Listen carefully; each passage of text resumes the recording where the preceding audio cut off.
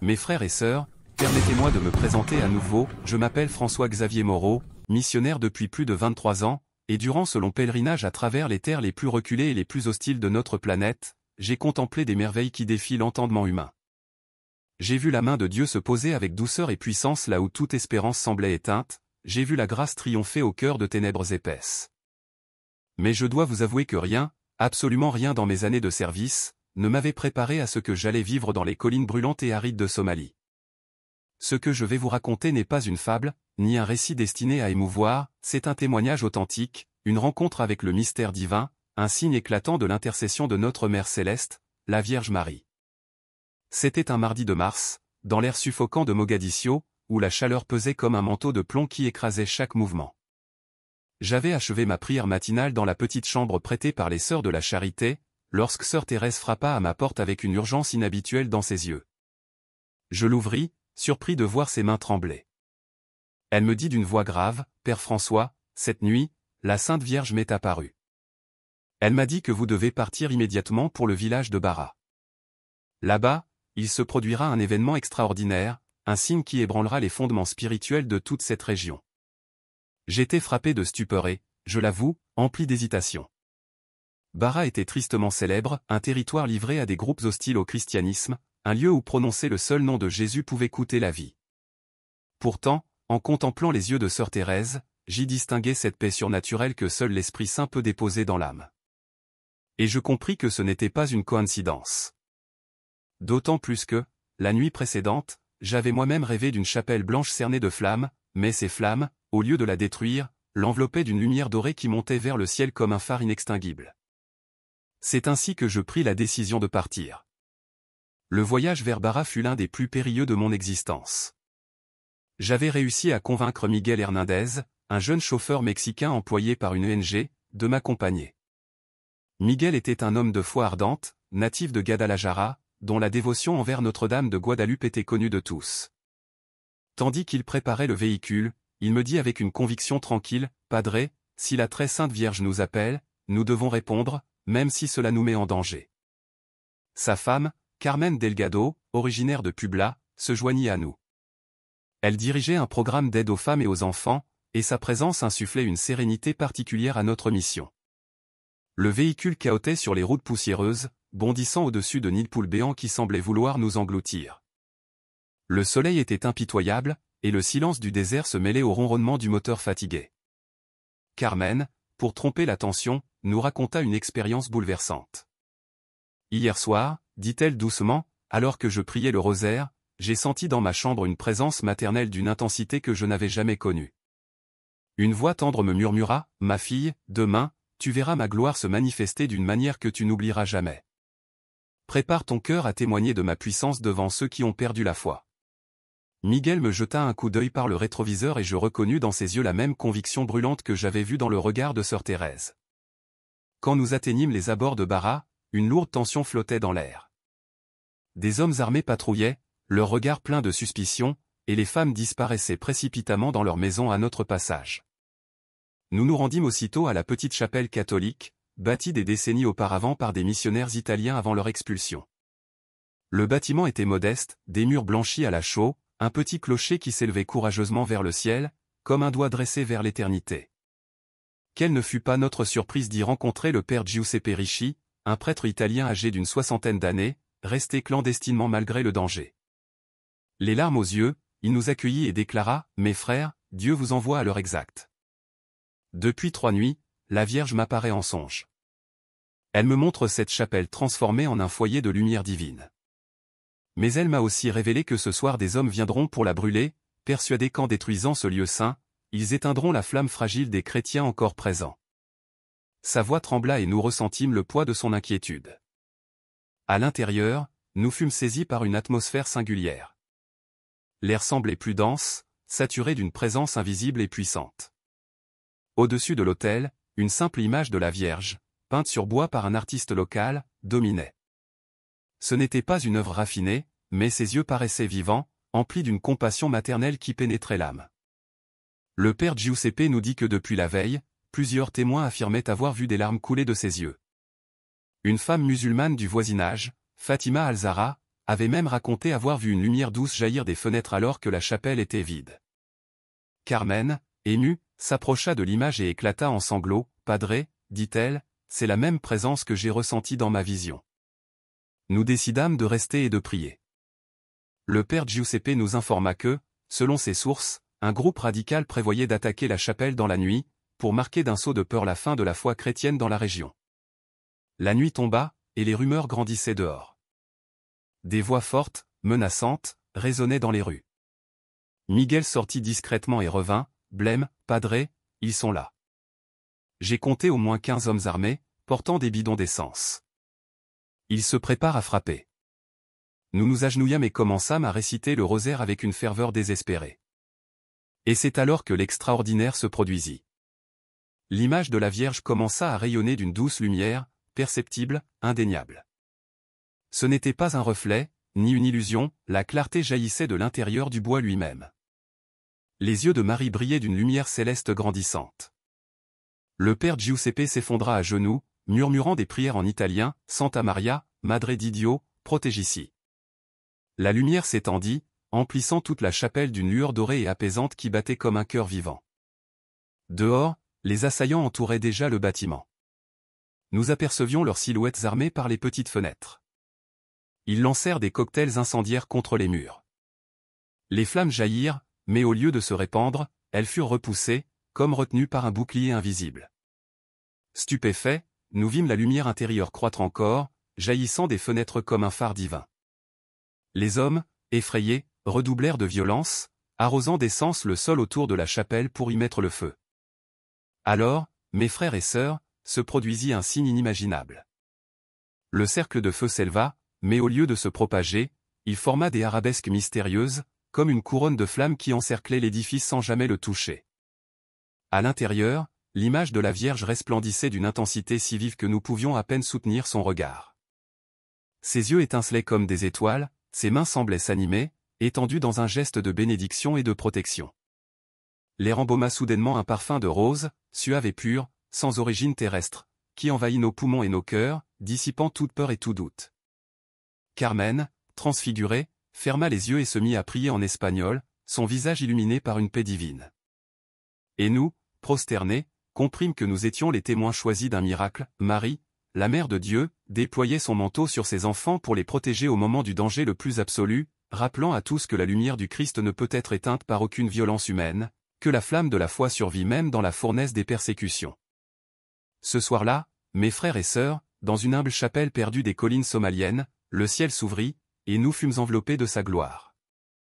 Santissima Vierge de Guadalupe, reine du Mexique et impératrice des Amériques, étends ton manteau protecteur sur cette maison sainte et sur ces hommes qui ne te connaissent pas encore. Cette prière, prononcée avec ferveur et presque arrachée aux entrailles du cœur, semblait se perdre dans le silence étouffant de la chapelle. Mais soudain, comme en réponse immédiate, l'image sacrée se mit à palpiter d'une lumière plus vive, plus profonde, comme si une respiration divine l'animait. Des vagues de clarté dorée jaillirent de ses contours, traversèrent les murs de pierre et s'élancèrent vers l'extérieur, déchirant la nuit comme un second soleil venu visiter la terre. À cet instant précis, des cris de stupeur éclatèrent à l'extérieur. Ceux qui avaient attaqué la chapelle, torchés et armes à la main, commencèrent à comprendre que leur flamme ne touchait pas le sanctuaire. Le feu, d'ordinaire si implacable, semblait s'éteindre au contact des murs.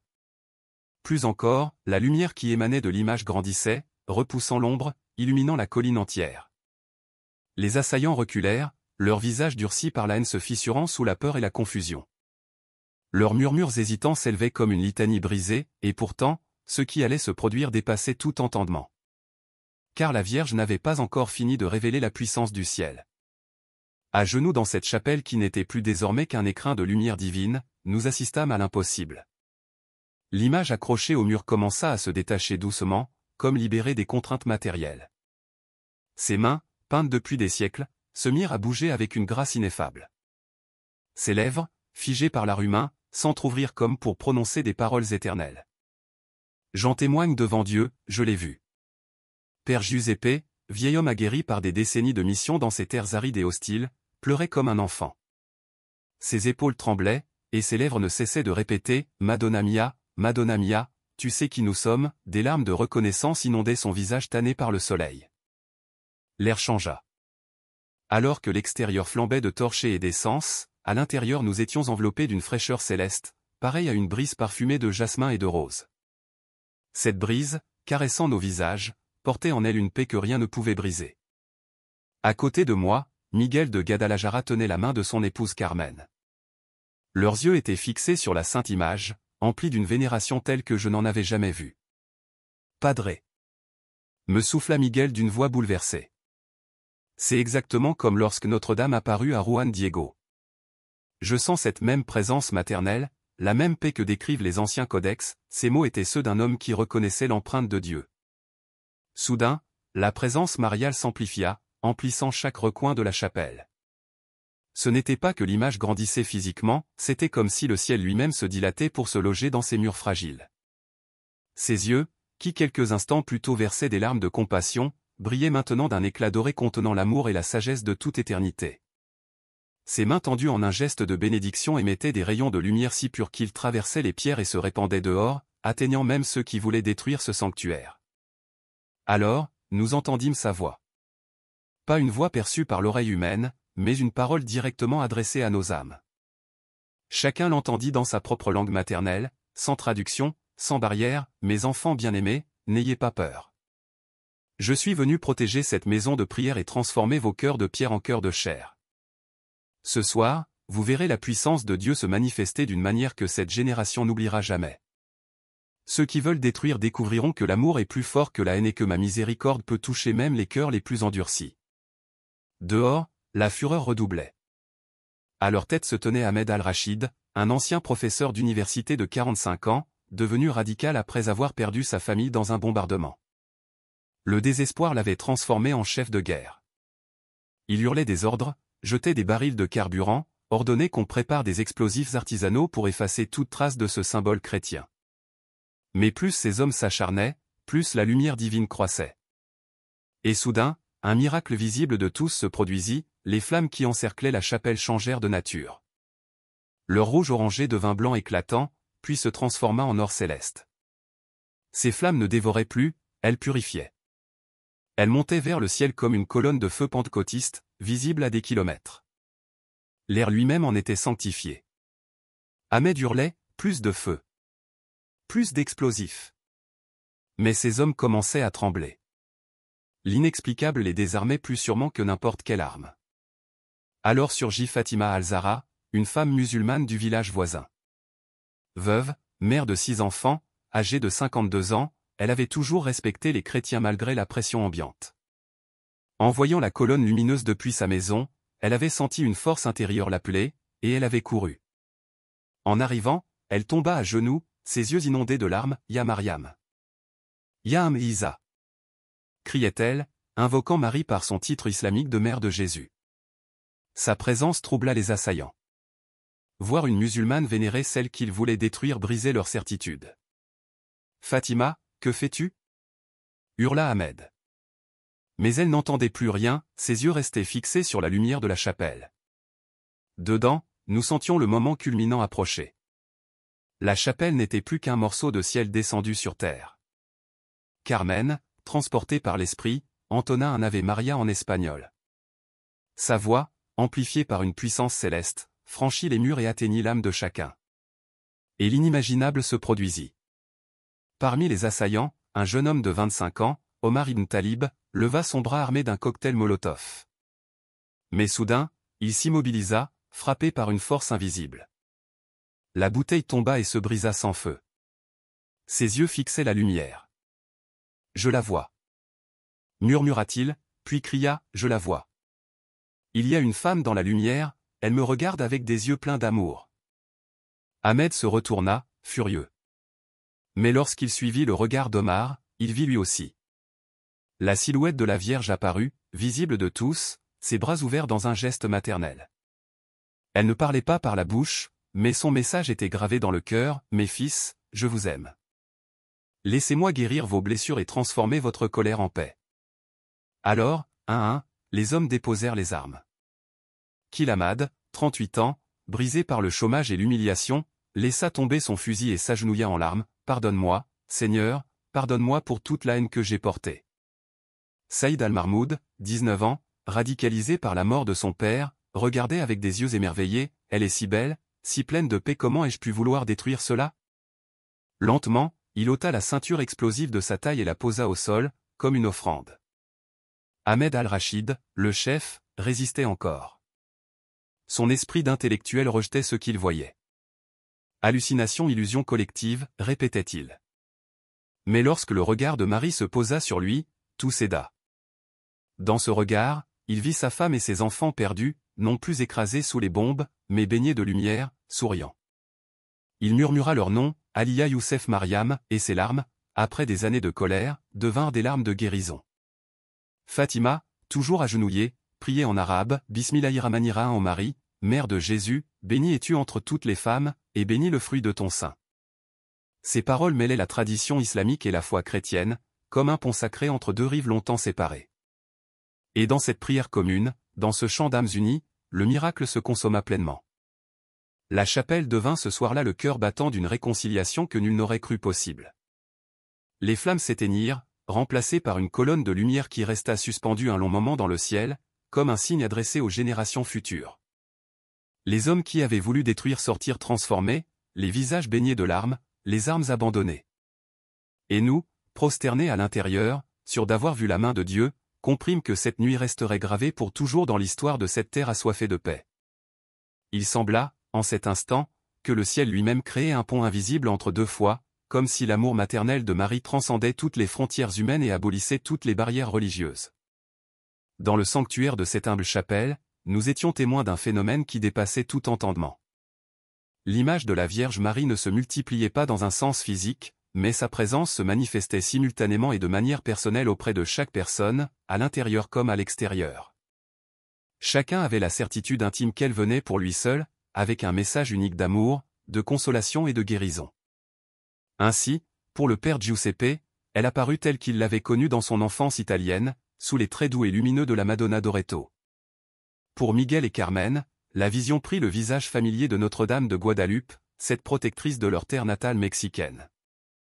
Quant à moi, je la vis comme Notre-Dame de Lourdes, celle dont la première apparition mariale avait inspiré ma vocation sacerdotale et marqué à jamais mon cœur. Chacun recevait une image différente, mais c'était toujours la même mère, la même tendresse infinie, la même lumière céleste. Mais, mes frères et sœurs bien-aimés, le miracle ne s'arrêta pas là. Alors que la transformation intérieure s'opérait déjà dans les cœurs des hommes qui se trouvaient dehors, une lumière divine jaillit de la chapelle et commença à s'étendre au-delà de ses murs, atteignant les maisons voisines. Ces foyers étaient remplis de familles terrifiées qui s'étaient réfugiées pour échapper aux violences, mais la clarté céleste traversait les murs comme pour chasser les ténèbres de la peur. Les enfants furent les premiers à réagir. Leur innocence, toujours ouverte à la vérité, les poussa à sortir. Ils furent irrésistiblement attirés par cette clarté qui parlait directement à leur âme pure. Parmi eux, un petit garçon de 6 ans, Hassan Al-Zahra, le plus jeune fils de Fatima, courut en riant vers la chapelle. Ses yeux brillaient d'émerveillement tandis qu'il criait « Maman ! Maman !» La dame lumineuse. Elle me sourit. Son rire résonnait comme une promesse d'espérance. Les femmes suivirent bientôt, d'abord hésitantes, mais voyant leur fils et leur mari déposer les armes et fondre en larmes de repentir, elles surent qu'il n'y avait plus rien à craindre. Aïcha Al-Marmoud, la mère de Saïd, sortit en courant, tremblante, craignant de trouver son fils blessé. Mais lorsqu'elle le vit agenouillé dans la lumière dorée, son visage rayonnant d'une paix qu'il n'avait plus connue depuis des années, elle comprit immédiatement que ce qui se passait relevait du divin. Le halo lumineux grandissait encore, jusqu'à former un immense dôme doré qui recouvrait toute la zone, visible jusque dans les villages voisins. Peu à peu, les gens affluaient de partout, musulmans et les rares chrétiens cachés dans la région, tous attirés par ce phénomène inexplicable. Des familles entières s'approchaient, portant leurs malades, soutenant leurs blessés, comme si un instinct secret leur révélait qu'ils se trouvaient devant une source de guérison. Et c'est alors que commencèrent les miracles tangibles. Lila, une femme d'une trentaine d'années, aveugle depuis un accident de voiture survenu 3 ans plus tôt, fut guidée par son mari jusqu'au seuil de la chapelle. Lorsque la lumière dorée la toucha, elle cligna des yeux et poussa un cri déchirant, « Je vois. Je vois la lumière. Je vois la dame belle dans la clarté. » Ses yeux autrefois opaques reflétaient désormais une netteté parfaite, éclatant d'une vie nouvelle. Un autre homme, Hussein Al-Farou, âgé de 60 ans, qui boitait depuis une blessure de guerre, sentit ses jambes se raffermir dès qu'il entra dans le cercle lumineux. Hésitant d'abord, il fit quelques pas, puis marcha d'un pas ferme pour la première fois depuis 10 ans. Et bientôt, il se mit à courir autour de la chapelle, les bras levés, proclamant des louanges à Allah et bénissant le nom de Mariam, la Vierge pure. Mes chers frères et sœurs, ce que nous vivions dépassait toutes les frontières de culture et de religion. Musulmans et chrétiens priaient côte à côte, les mains levées vers le ciel, unis dans la reconnaissance de ce miracle qui parlait à tous les cœurs sincères. La Vierge Marie, dans sa sagesse maternelle, se révélait comme la Mère universelle, rassemblant les enfants de Dieu dispersés sous son manteau de miséricorde. Et voici, mes bien-aimés, ce que je vais vous partager maintenant, des instants qui transformèrent à jamais notre compréhension de la puissance divine. Tandis que la lumière dorée continuait de s'écouler comme un fleuve céleste, Ahmed al-Rachid, l'homme même qui, quelques heures auparavant, avait conduit l'attaque contre la maison de Dieu, s'approcha lentement du seuil de la chapelle. Ses pas étaient incertains, comme ceux d'un enfant honteux qui revient vers sa mère après une faute. Dans ses yeux brillait une lueur de repentir si authentique qu'elle transperça nos cœurs. « Pardonnez-moi » balbutia-t-il d'abord en arabe, puis en anglais, puis dans un mélange confus de langues brisées par l'émotion. « Pardonnez-moi, Saïda Mariam, pardonnez-moi, Jean de foi. J'ai tant porté de haine que j'avais oublié ce que signifiait l'amour. » Quand il franchit le seuil, la lumière l'enveloppa comme un manteau de tendresse, et sous nos yeux, ses traits marqués par la colère se transformèrent en une sérénité douce qu'aucune main humaine ne pouvait donner. Omar ibn Talib, le premier qui avait aperçu la Vierge dans la lumière, entra à son tour, suivi des autres compagnons. Tous portaient sur leur visage cette même expression de paix et de repentir sincère. Spontanément, ils s'agenouillèrent devant l'image de Marie et, dans un geste bouleversant, ils embrassèrent le sol de la chapelle, implorant pardon pour leurs intentions destructrices.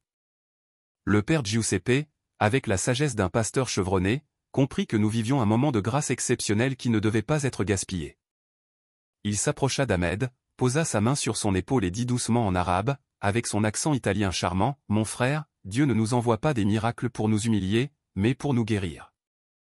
Si ton cœur désire la paix, elle t'est donnée dès maintenant. » Alors Ahmed éclata en sanglots et serra le vieux prêtre comme un fils retrouve son père. À ce moment-là, Carmen Delgado sortit un petit flacon d'eau bénite qu'elle gardait toujours sur elle. Lorsqu'elle en aspergea le front des hommes repentis, chaque goutte sembla scintiller d'une lumière propre, comme si l'eau elle-même était imprégnée de la puissance divine. Elle ne lavait pas seulement leur peau, mais purifiait leurs âmes de toute haine. Puis un phénomène encore plus extraordinaire se produisit. La Vierge Marie, dont la présence avait rempli la chapelle toute la nuit, concentra sa lumière dans ses mains. Des rayons dorés jaillirent, touchant chacun des anciens assaillants. Leurs corps furent secoués par une force douce mais irrésistible qui semblait extraire de leur cœur la violence et la rancune. Kilamad, un homme de 38 ans qui avait sombré dans l'amertume après avoir perdu son travail, se leva transformé. Sa voix résonna avec une puissance nouvelle, ce n'étaient pas les chrétiens, ni les étrangers, qui étaient responsables de ma souffrance. C'était mon cœur fermé à l'amour de Dieu. Aujourd'hui, je comprends que la vraie force ne vient pas des armes, mais du pardon et de l'amour, même envers nos ennemis. Alors Saïd al-Mahmoud, le plus jeune, eut une vision bouleversante. « Je vois mon père, dit-il en pleurant, mais il n'est pas mort dans la haine comme je le pensais. Il est dans la lumière dorée et me dit de renoncer à la vengeance, de bâtir plutôt que de détruire, d'aimer au lieu de haïr. Il me dit que l'honorer, c'est devenir un homme de paix. » Les témoignages se succédèrent. Miguel Hernandez, bouleversé, raconta l'histoire de Notre-Dame de Guadalupe. « Frère, il y a 5 siècles, la Vierge apparut au Mexique à un humble indigène, Juan Diego. Elle réunit 2 peuples ennemis, espagnols et aztèques, sous son manteau. Aujourd'hui, elle fait la même chose ici, unissant musulmans et chrétiens. Fatima al-Zahra prit alors la parole, devenant un pont vivant entre les communautés. Cette femme musulmane pieuse expliqua que ce qu'il voyait n'était pas contraire à l'islam. Le Coran dit que Mariam est la femme la plus pure de toute la création. Si Allah permet qu'elle se manifeste ici, c'est pour nous enseigner l'amour et la miséricorde. Les guérisons se poursuivirent. Mariam al-Rachid, sœur d'Ahmed, guérie d'une épilepsie sévère. Youssef al-Farou, sourd-muet de naissance, parla pour la première fois, prononçant des mots de louange à Allah et à Marie dans une langue qu'il n'avait jamais apprise. Mais plus que les guérisons physiques, c'était la métamorphose des cœurs qui frappait. Ceux qui étaient venus pour détruire devinrent les protecteurs les plus ardents de la chapelle. Ahmed al-Rachid organisa aussitôt une protection du sanctuaire, non par les armes, mais par le respect et l'amour. Cette chapelle appartient désormais à tous les enfants de Dieu, déclara-t-il. Et dans les jours qui suivirent, la nouvelle du miracle se répandit comme un feu béni, embrasant non plus la haine, mais l'espérance. Dans les mois qui suivirent l'événement miraculeux de Bara, la nouvelle s'était répandue bien au-delà du petit village somalien. Elle avait traversé les collines arides, franchi les routes poussiéreuses, atteint Mogadiscio et, de là, s'était propagée dans tout le pays, puis dans la corne de l'Afrique et jusqu'aux capitales éloignées. La chapelle, autrefois modeste et presque oubliée, était désormais au cœur d'un élan de foi et de réconciliation qui bouleversait les consciences et changeait le visage même de la région. Des journalistes affluaient depuis la capitale, caméra à l'épaule et carnet en main, cherchant à témoigner de ce qui semblait défier toute explication rationnelle. Des représentants du gouvernement se déplaçaient en cortèges officiels, intrigués par l'impact social inattendu de ce lieu. Les leaders religieux, musulmans comme chrétiens, venaient également, mus non seulement par la curiosité mais par une soif profonde de comprendre ce signe du ciel qui, mystérieusement, avait uni des communautés autrefois séparées par la méfiance et la violence. Parmi eux, l'imam de la mosquée principale de Bara, Cheikh Abdullah al-Somali, un homme d'une sagesse sereine, s'avança un jour vers la chapelle en compagnie du père Giuseppe. Tous deux étaient porteurs d'une longue histoire de traditions différentes, parfois opposées, mais ce jour-là, quelque chose de plus grand les dépassait. Dans un geste qui fit couler des larmes sur les joues de tous les témoins, ils prièrent côte à côte devant l'image de la Vierge Marie. Chacun pria selon sa propre tradition, mais un même souffle les enveloppait, celui de la reconnaissance sincère envers la manifestation divine dont ils avaient été témoins. Cette femme bénie, dit Cheikh Abdullah en désignant l'icône lumineuse de Marie, est mentionnée dans notre Saint-Coran plus encore que dans vos évangiles. Si Allah l'a choisie pour manifester ici sa miséricorde, qui sommes-nous pour nous y opposer? Ces paroles, simples mais puissantes, résonnèrent comme une prophétie de paix. Ce lieu, déclara-t-il, était désormais un signe d'espérance pour tous les enfants de Dieu, sans distinction. À partir de ce moment-là, une collaboration inédite s'installa entre les communautés musulmanes et chrétiennes, faisant de Bara un laboratoire vivant de fraternité. Le premier témoin du miracle, le jeune Omar ibn Talib, gagna lui aussi une voix inattendue. Lui qui avait initialement brandi la violence, fut transformé en héros de la paix. Il voyagea de village en village, parfois à pied, parfois sur les vieux camions collectifs qui sillonnaient les routes, et partout, il partageait son témoignage. « J'étais venu pour détruire », confiait-il avec émotion, mais elle m'a montré comment construire. « J'étais venu avec la haine, mais elle m'a enseigné l'amour. J'étais venu armé pour tuer, mais elle m'a offert la paix. » Ces paroles touchaient les foules comme un feu doux embrasant les cœurs.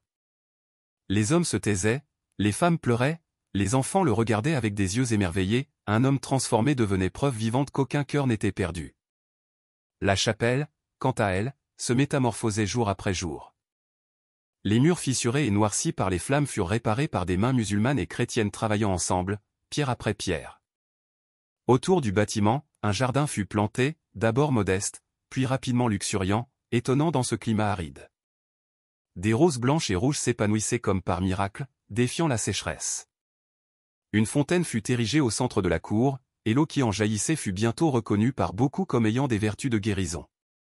Hommes, femmes et enfants venaient boire avec foi, et les récits de guérison se multipliaient. Khalil Ahmad, l'homme qui avait retrouvé sa dignité après tant d'errance, se fit l'artisan d'une œuvre durable. Inspiré par le signe reçu, il fonda une école interreligieuse à 2 pas de la chapelle. Là, des enfants musulmans et chrétiens s'asseyaient côte à côte, partageant pupitre et manuel, découvrant ensemble les valeurs de paix, de respect et de fraternité. Si nos enfants grandissent en se connaissant et en s'aimant, répétait Khalil avec conviction, ils ne répéteront jamais les erreurs que nous avons commises. L'école devint rapidement un modèle, attirant des enseignants, des volontaires et des visiteurs venus de toute la région. Un autre ancien assaillant, Saïd al-Mamou, révéla un talent ignoré jusque-là, la peinture. Son pinceau, guidé par une inspiration nouvelle, donna vie à des fresques magnifiques décorant les murs de l'école.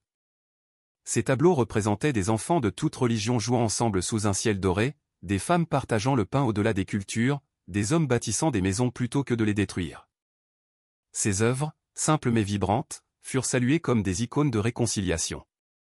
Carmen Delgado, elle, choisit de tendre la main aux femmes. Elle lança un programme d'aide destiné à celles qui, longtemps, avait été réduite au silence par la peur ou la pauvreté. Inspirée par l'image maternelle de la Vierge, elle affirmait « La Vierge m'a montré que l'amour d'une mère transcende toutes les barrières. Qu'elle soit chrétienne ou musulmane, chaque mère veut la paix pour ses enfants. » Grâce à son initiative, des centaines de femmes purent créer de petites entreprises, vendre leurs produits, subvenir aux besoins de leur famille et, surtout, établir des liens économiques solides entre communautés jadis divisées. Ce fut un autre pont durable vers la paix. 6 mois après le miracle, le Vatican dépêcha une délégation officielle. Le cardinal envoyé par le Saint-Père mena des dizaines d'entretiens, examina des dossiers médicaux, écouta les récits bouleversants et observa les fruits durables de cette transformation. Dans son rapport, il écrivit « Ce qui s'est passé à Bara dépasse largement les critères habituels de reconnaissance des miracles. Nous assistons non seulement à des guérisons physiques, mais à une mutation sociale profonde qui ne peut s'expliquer que par une intervention divine directe. » En parallèle, une délégation de savants musulmans venus d'Al-Azhar, en Égypte, mena également une étude. Leur conclusion rejoignit celle du Vatican, la manifestation de Saïda Mariam à Bara est en parfaite harmonie avec le Coran, qui proclame sa pureté et son statut spécial auprès d'Allah. Ce signe divin semble avoir été donné pour unir les croyants sincères au-delà des divisions. Ahed al-Rachid, l'ancien chef des assaillants, devint à son tour un témoin incontournable de la miséricorde divine. Devenu figure internationale, il fut invité à s'exprimer dans des universités, des congrès interreligieux, des conférences de paix et même au siège des Nations Unies. Son message, toujours simple, bouleversait ses auditoires. Si la mère de Jésus a pu changer un homme comme moi, rempli de haine et de violence, elle peut transformer n'importe quel cœur. La paix n'est pas un rêve impossible. C'est une réalité que Dieu désire pour tous ses enfants. 3 années passèrent, et la chapelle de Bara devint l'un des plus grands centres de pèlerinage d'Afrique de l'Est. Chaque semaine, des bus entiers arrivaient, venant non seulement de Somalie, mais aussi du Kenya, d'Éthiopie et de pays plus lointains. Les pèlerins venaient chercher la paix, la guérison et l'espérance que la Vierge Marie semblait dispenser avec une générosité inépuisable. L'image originale de Marie, celle qui avait resplendi de lumière la nuit du miracle, continuait à défier toute explication scientifique. Elle brillait encore d'une clarté mystérieuse que les photographes ne parvenaient pas à saisir. Ses yeux, disait-on, semblaient suivre chaque visiteur, transmettant la même compassion maternelle qui avait brisé les chaînes de la haine et transformé les attaquants en artisans de paix. Et souvent, selon de nombreux témoignages, des larmes de miséricorde semblaient couler de son regard pour ceux qui venaient à elle avec un cœur sincère. Mes frères et sœurs bien-aimés, je voudrais conclure ce récit avec une question qui brûle dans mon cœur. Êtes-vous prêts à croire que le même Dieu qui a manifesté sa puissance dans les collines arides de Somalie peut accomplir des miracles tout aussi extraordinaires dans votre propre vie? Êtes-vous disposés à ouvrir vos cœurs à cette Mère céleste qui transforme les blessures en bénédictions, les peurs en foi, les divisions en unité? La Vierge Marie ne fait exception de personne. Elle ne regarde ni votre race, ni votre nationalité, ni même votre religion actuelle. Elle ne cherche qu'une chose, la moindre ouverture dans votre cœur pour y déverser son amour maternel. Si des hommes armés, venus avec l'intention de détruire, ont pu devenir les gardiens de la paix, que peut-elle accomplir en vous, si vous vous approchez d'elle librement? Je vous invite aujourd'hui à prononcer une prière simple mais puissante. Sainte Marie, Mère de Dieu et notre Mère, montre-moi ton amour comme tu l'as montré aux gens de Bara. Transforme mon cœur, guéris mes blessures et fais de moi un instrument de ta paix dans ce monde qui a tant besoin de ton intercession. Car mes frères et sœurs, ce que j'ai appris cette nuit-là dans la chapelle de Bara, c'est que peu importe l'obscurité qui semble régner dans votre vie, peu importe les flammes de la haine qui vous entourent, la lumière divine de Marie peut tout transformer.